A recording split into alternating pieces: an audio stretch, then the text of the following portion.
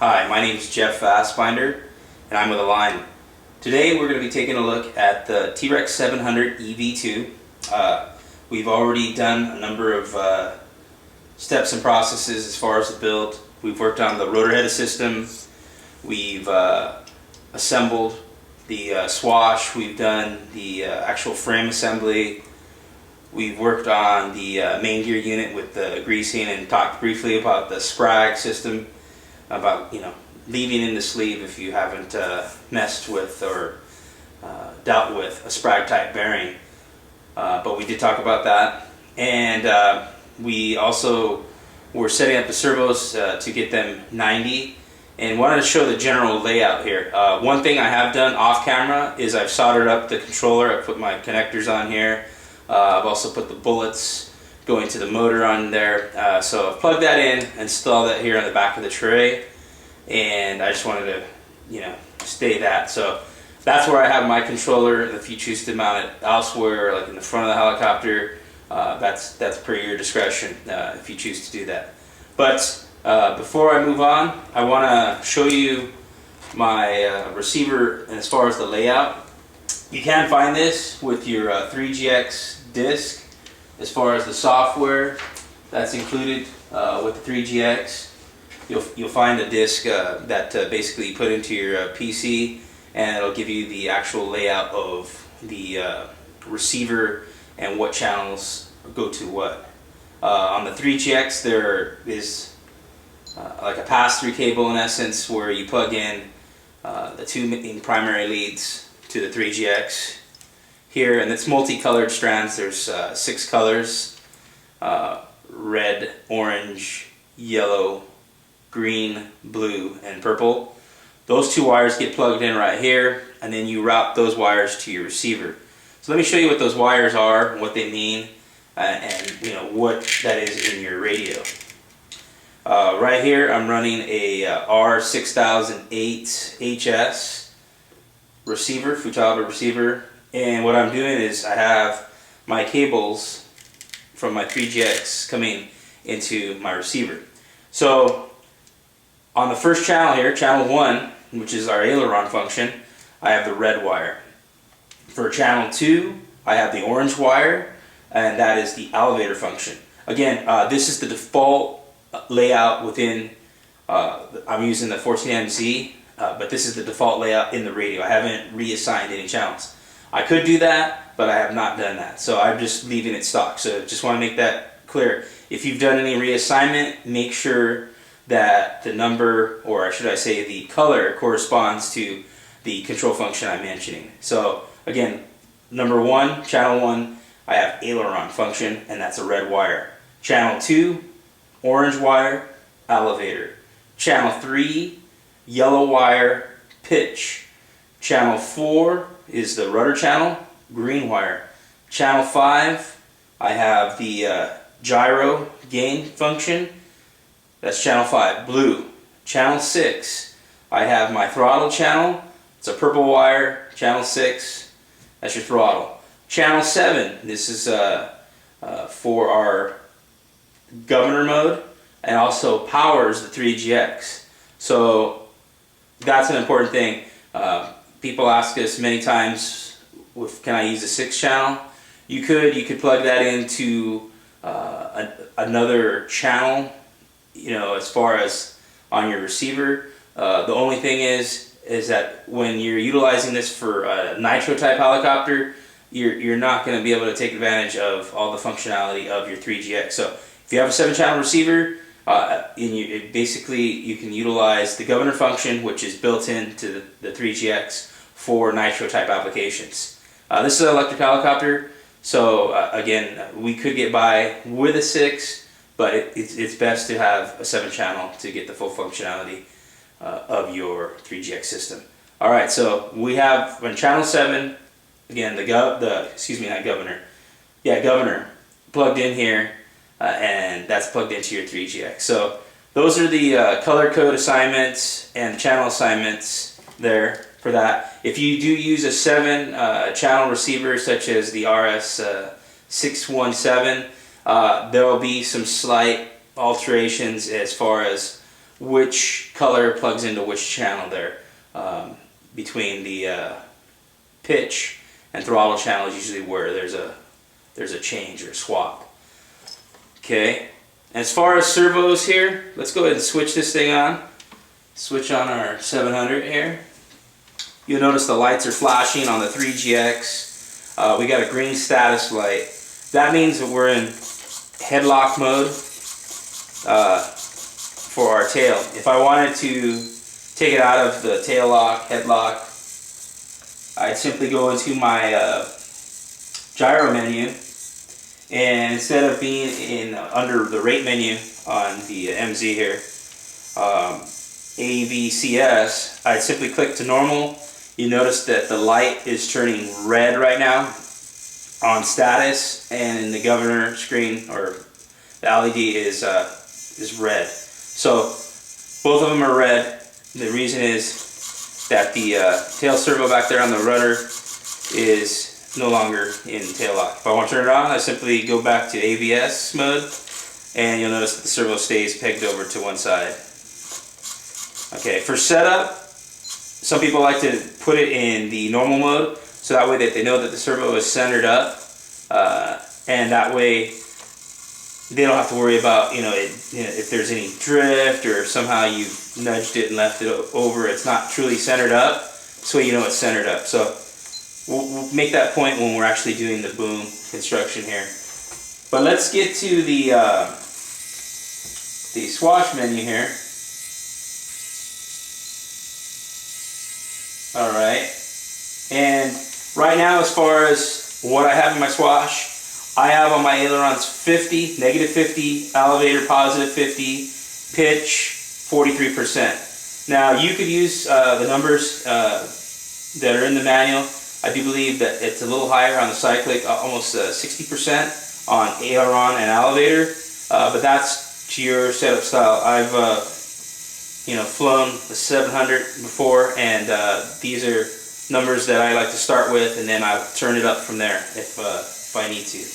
Okay, so let's go ahead and do that, and then we'll go into our subtrim. I did put the screws on here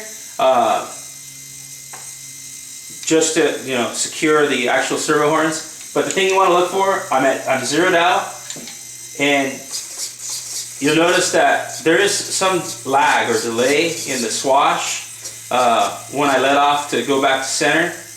In order to make sure everything's 90, what I'd like to do is disable the gyros. So how do you do that? Simply go into DIR. So you're going to hold down the set button. I have the power off. I'm going to hold down set. And as I hold down set, the lights start blinking. And as they come across, before it gets to the end, let's say when you get to basically aileron limit, let off the set button, you're in DIR mode. And how do you verify you're in DIR mode? I'll show you right now. We'll move the helicopter to ensure that the gyros are no longer functioning.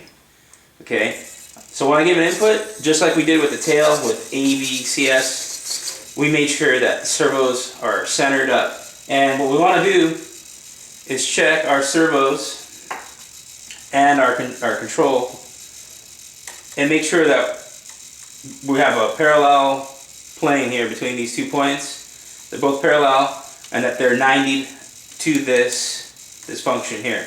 Okay, right now I'm at center stick on both sticks here. I want to be zeroed out in that way. So that way I know this servo horn's 90 to this function here. I'll rotate the helicopter. Alright, same thing. We want to make sure before you secure the horns that you're 90. Okay, so what I recommend you do is, make sure these are loose, before you have the screws on there. Make sure that they're 90, and once they're 90, then you have to install your screws. You're at center stick. Don't do this after the fact because, sometimes getting in the frame here, it's a little tough to get your fingers in there. So leave it loose. When you have your radio on, stick centered up, then pop on the servo horn, put your screw in, dab a Loctite on the actual screws, and make sure everything's 90 there. Same goes for inside here. You can look at the actual servo horn there, and then there's actually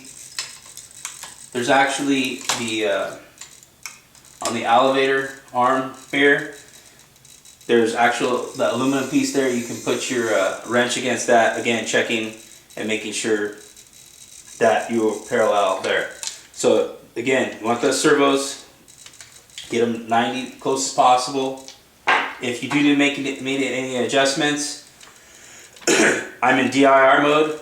Again, gyros inhibited, and if I need to make adjustments, I would do that now. So if I need to make some small adjustments to get my servos 90, I would do that here.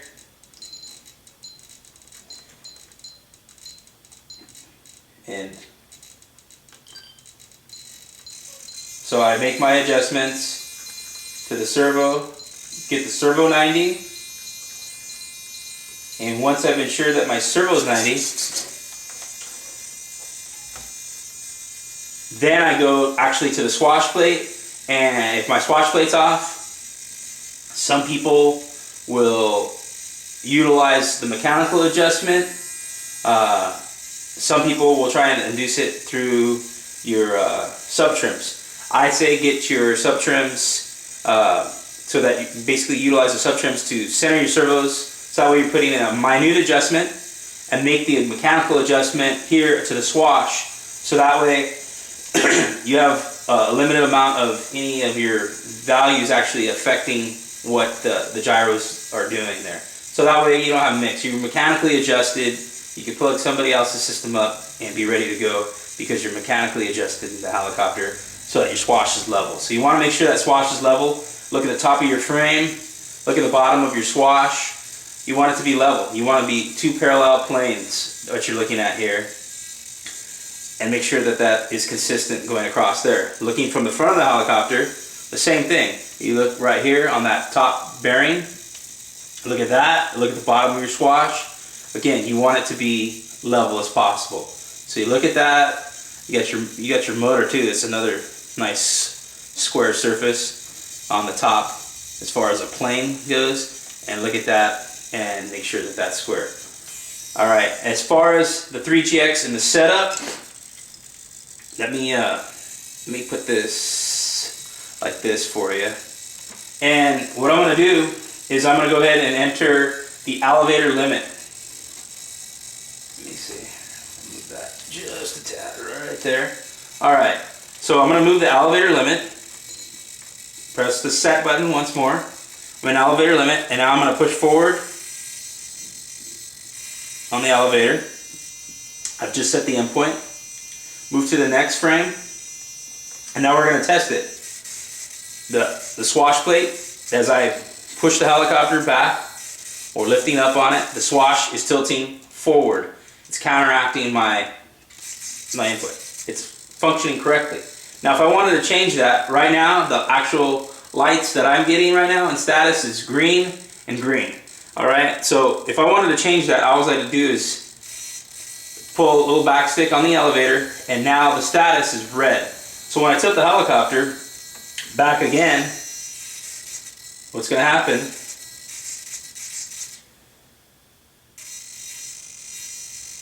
make sure that your stick make sure you don't bump your sticks there when you setting it up. Okay, when you test it out, when I'm pulling back, the swash is tilting back. That's not what we want. That's opposite of what we want. We actually want it to counteract it. So what we're going to do is I'll move the stick the other way, and now it's green again. And so when I push the helicopter back, swash is lifting up the back end, dropping the forward end, and compensating for this input. So that's the way the gyro should be operating. Alright, so we got green and green on the elevator. Let's go to aileron now. Set our aileron limit and our cyclics all the way over to the right, back to center. We're done there. Now we're going to move to testing the gyro. So let's rock the helicopter. I'm tilting it to the left. The swash plate on the left is coming up. The right side of the swash is coming down. And when I tilt it to the right is tilting up and the left is coming down. That's the way we want it to work. If for some reason, again, we're green and green on the two little LEDs up here on status, we're green and green. If that's not what we wanted for some reason, that was, you know, counter to what we wanted. Again, we move the aileron stick until it turns red on status, and when we tilt right, you notice the swash is tilting right. That's not what we want. That's opposite of what we want. So I'm going to go ahead and turn it back to green. So I've given an input to turn it back to green on status, and it's counteracting my movement to the right, and that's what we want. Green and green. Press set once more. The lights flashed. Swash tilts, as you see there, and now we can move the swash. And everything's working as it should there. And that puts all of our servos in place for the next part, which will be ultimately our setup. Our true setup when we pitch the helicopter, put blades on it, and basically make sure that our 50, that we're 0. We know we're 90 on our servos.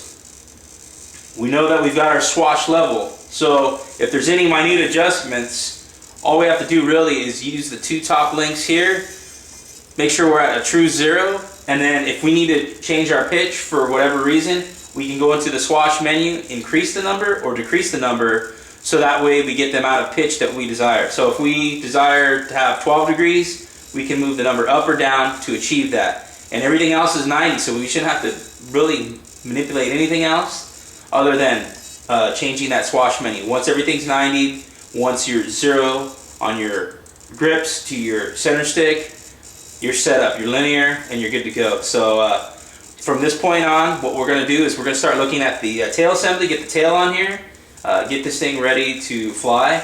Again, I don't have my speed control hooked up, the wire, the throttle, or anything like that. I'll wait till the very end for that, and I do recommend you do the same. Don't power this up unless you're actually ready to, you know, have the rotor system working. And when you're doing your setup, do yourself a favor, just leave that disconnected. If you do happen to have a BEC type setup where you're utilizing power from here, I highly recommend that you disconnect the motor pole wires from your speed control, just to ensure that you don't have any power and your motor starts commutating and you have the rotor head spinning on the bench. That's not what we want. We want to operate safely. So leave that disconnected if you are utilizing a BEC through your speed control, just to ensure that your motor doesn't engage when you're doing your setup. Alright, so let's get started on the tail. I'm going to go ahead and power down my radio, switch off the regulator. And if you have any questions on any of the topics we've discussed so far, please feel free to give me an email.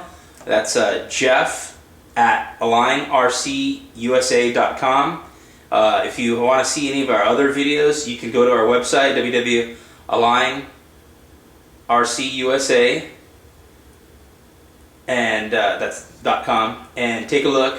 On the top right screen, you'll see basically a videos screen for like tech support, and you can see a number of videos, whether it be flight videos, setup videos, some how-tos, like with the 3GX like we've done just now, just to make sure that you have the tools you need to get your helicopter in the air safely and expeditiously. So again, if you have any questions, please feel free to send us an email, and check out the website. Again, that's www.alignercusa.com, and again, my email is jeff@alignercusa.com. Alright, so thank you for watching.